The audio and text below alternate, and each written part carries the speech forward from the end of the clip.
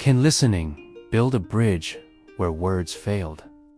For generations, two villages, separated by a wide and unforgiving river, lived in a state of silent conflict. The only connection between them, an old stone bridge, had crumbled into the water ages ago, a symbol of their broken relationship. Arguments, passed down like heirlooms, were the only words they exchanged, shouted across the misty divide. Their fists were clenched, their hearts closed, and their futures seemed destined to remain separate, forever shadowed by mutual distrust. For years, the river carried their bitter words downstream, a constant reminder of the chasm between them. The elders spoke of old grudges.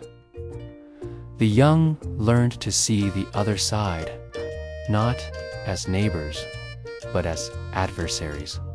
Every attempt at rebuilding the bridge had failed, collapsing under the weight of their unresolved anger.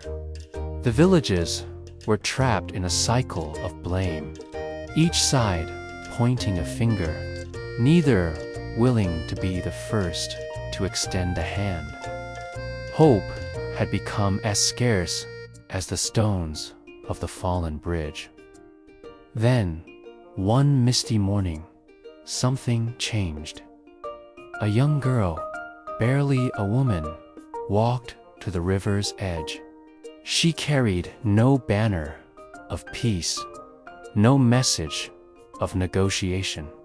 She simply stood where the old bridge once began, looked across the water, and began to sing. Her song was simple, a melody without words, yet it carried a profound weight.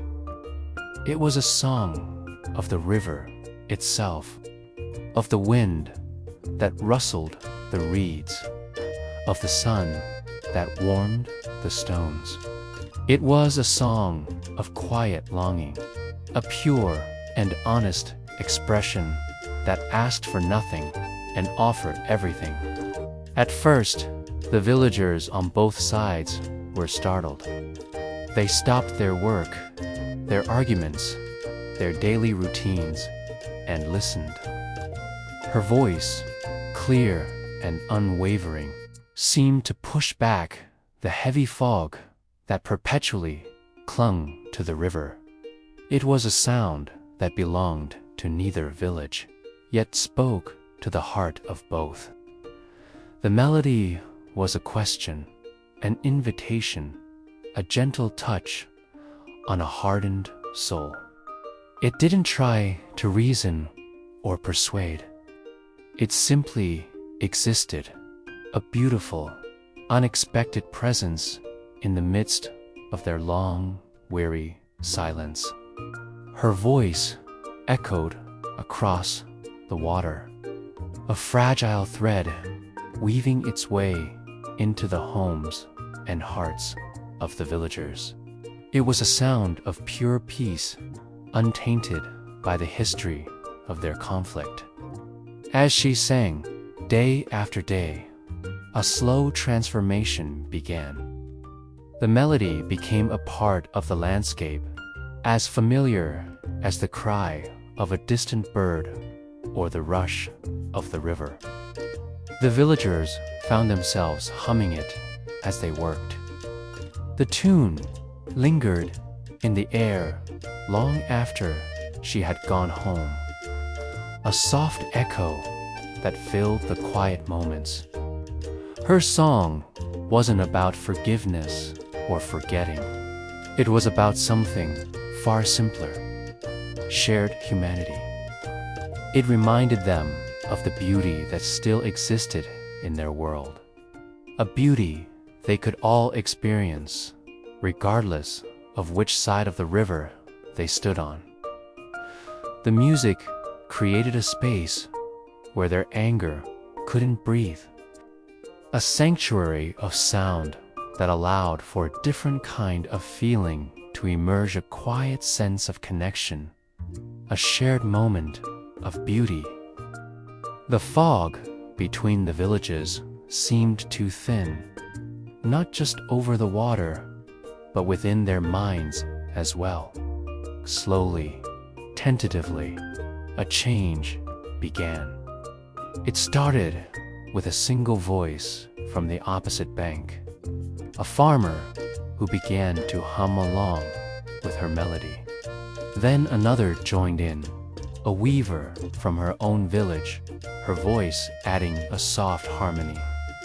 Soon, the air was filled not just with the girl's song, but with a chorus of voices from both sides. They weren't singing to each other in challenge, but with each other in unison. They began to answer her song with their own traditional tunes, songs of harvest, of love, of seasons past. They shared their stories, not through shouted words, but through the universal language of music. Each melody that crossed the river was a stone laid for a new foundation, a plank for a new path. They were listening, truly listening, for the first time in generations. They heard the sorrow, the joy, and the shared hopes woven into each other's songs. And in that shared music, they finally began to see themselves in each other. The music did what words never could. It built a bridge of sound, and soon a bridge of stone followed. Hands that were once closed in fists now opened to lift heavy rocks and lay solid beams.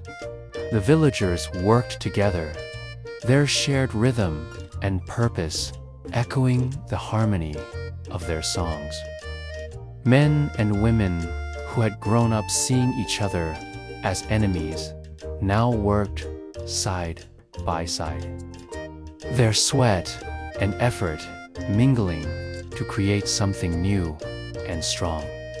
They built not just a physical structure, but a new relationship, founded on the understanding they had discovered in the music. The young girl would often sit and watch them, her song now a gentle accompaniment to the sounds of construction. The bridge rose from the water, a testament not to a single hero, but to a community that had chosen to listen. When it was finished, it was more than just a path across a river. It was a symbol of their newfound unity, a permanent monument to the power of a single, peaceful voice. The girl eventually grew older, and her voice, like all things, faded with time. But her song never truly left the valley. It remained in the wind that whispered through the arches of the new bridge, in the laughter of children playing together from both villages, and in the quiet moments of understanding between old neighbors. The bridge stood strong, a constant reminder that even when words fail and divisions seem permanent, there is always another way. Understanding can be found in a shared melody, in a moment of quiet listening, in the simple courage to offer a song instead of an argument. Here, at Learn English with Stories, we believe that understanding always finds a way to cross any divide. The most important part of communication isn't just speaking, but listening. Thank you for watching. If this story resonated with you, please like, share, and subscribe for more content that explores the power of connection.